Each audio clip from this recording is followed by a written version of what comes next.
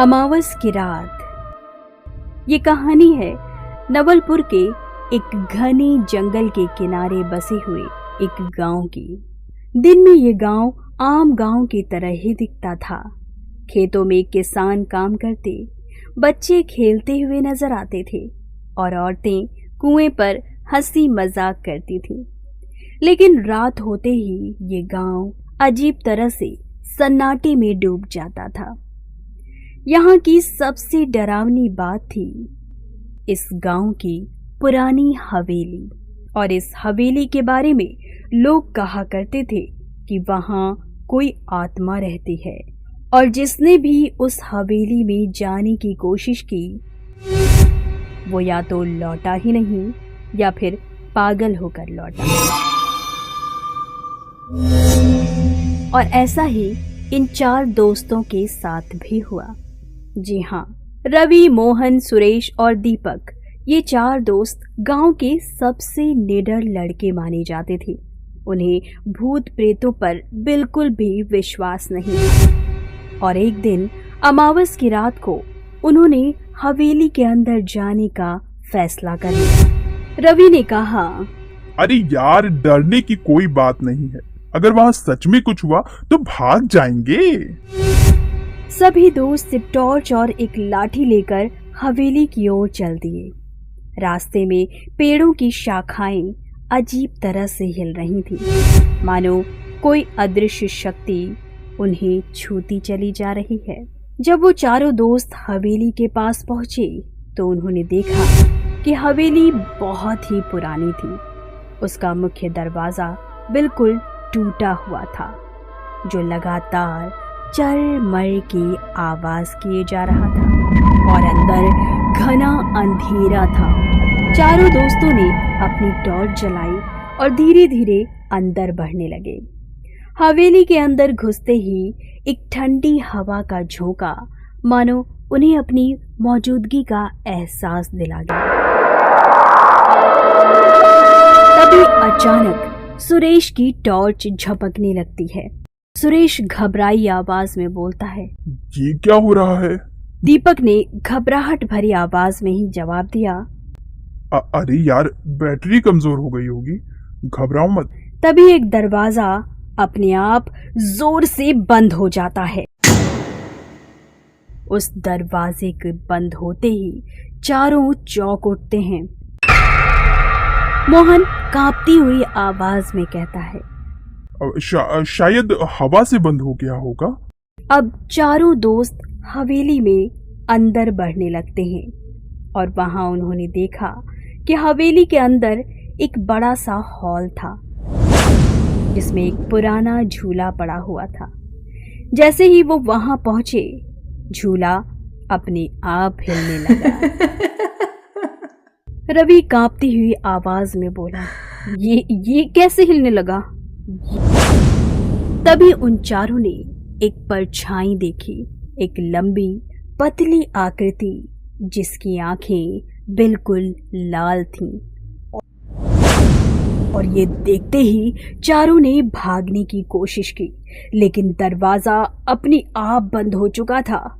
दीपक ने दरवाजा जोर से खींचा, लेकिन वो टस से मस न हुआ।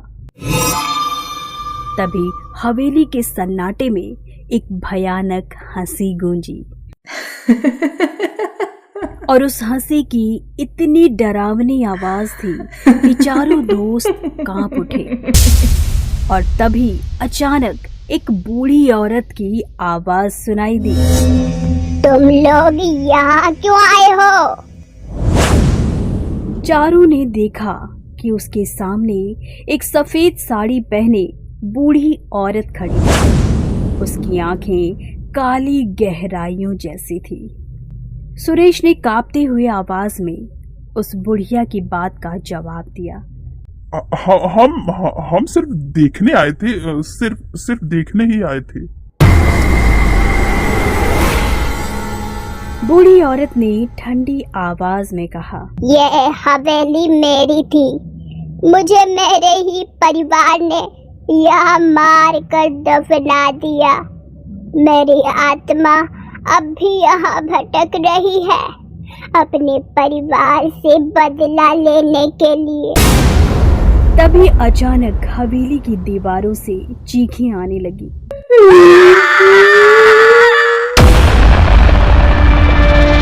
चारों दोस्तों ने देखा कि फर्श पर खून के धब्बे उभर आए थे और वो औरत जोर से चिल्लाते हुए इन चारों दोस्तों की ओर बढ़ने लगी।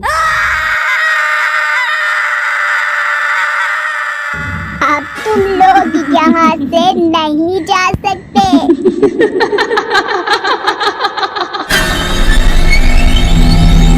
चारों दोस्तों ने अपनी पूरी ताकत लगाकर दरवाजा तोड़ने की कोशिश की। तभी हवा में कुछ फुसफुसाने की आवाज आई। भागो, नहीं तो मर जाओगी। भागो, वरना तुम सब मारी जाओगी। इसी दौरान रवि ने देखा कि हवेली के कोने में एक कंकाल पड़ा हुआ था। तभी उसे समझ आया ये औरत नहीं बल्कि एक आत्मा थी जो अपनी मृत्यु का बदला लेने आई थी। मोहन जोर से चिल्लाया, हमें यहाँ से निकलना होगा। दीपक ने टॉर्च से आत्मा पर रोशनी डाली और अचानक उसकी चीख गूंज उठी। दरवाजा अपने आप खुल गया। चारों दौड़ते हुए बाहर निकले और बाहर निकलकर जब पीछे मुड़कर देखा तो हवेली अब भी वहां खड़ी थी, लेकिन खिड़कियों से वो लाल रोशनी चमक रही थी, मानो वो आत्मा अब भी उन्हें देख रही हो। अगली सुबह चारों दोस्त गांव के बुजुर्गों के पास गए और उन्हें पूरी बात बताई। बुजुर्गों ने कहा, तुम लोग बच गए, ये चमत्कार ही है। अब कभी भी उस हवेली के पास मत जाना बेटा। चारों ने हाँ में सिर हिलाया और ये कसम खाई कि वो दोबारा कभी उस हवेली के करीब नहीं जाएंगे।